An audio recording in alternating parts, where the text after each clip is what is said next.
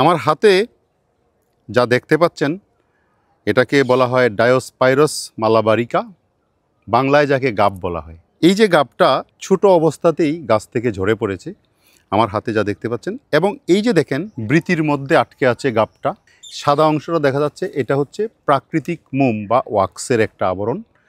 অর্থাৎ এর যে ফলটা থাকে সেই ফলটাকে প্রাকৃতিকভাবে সুরক্ষা দেওয়ার জন্য এই ওয়াক্সের আবরণটা তৈরি হয়। গাবটা যখন পরিপক্ক হয়ে বড় হয়ে যায় তখন এই আবরণটা আর থাকে না। আমরা ছেলেবেলায় এই যে গাবের উপর যে ওয়াক্সের আবরণটা, এটা খেতাম।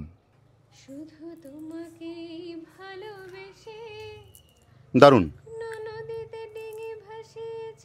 টক মিষ্টি, কোনো রকমের স্বাদ নেই, কিন্তু উপর অংশটা চিবিয়ে খেতে খারাপ লাগে না, একদম ভালোই লাগে।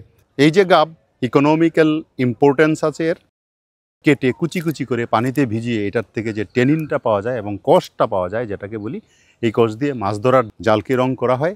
বিভিন্ন ধরনের মাছ ধরার যন্ত্র যেটা পানির মধ্যে ব্যবহৃত হয় সেটাকে পানি থেকে প্রোটেকশান দেওয়ার জন্য এই গাবের কষ দিয়ে সেটাকে মাখিয়ে দেওয়া হয়। তাতে করে পানিতে পচনশীল জিনিস অনেক দিন টেকসই হয়, জালের সুতাটা অনেক দিন টেকসই হয়। বর্তমানে এর প্রচলনটা ধীরে ধীরে যদিও কমে যাচ্ছে, মাছের পরিমাণও কমে যাচ্ছে, এর প্রচলনটাও কমে যাচ্ছে।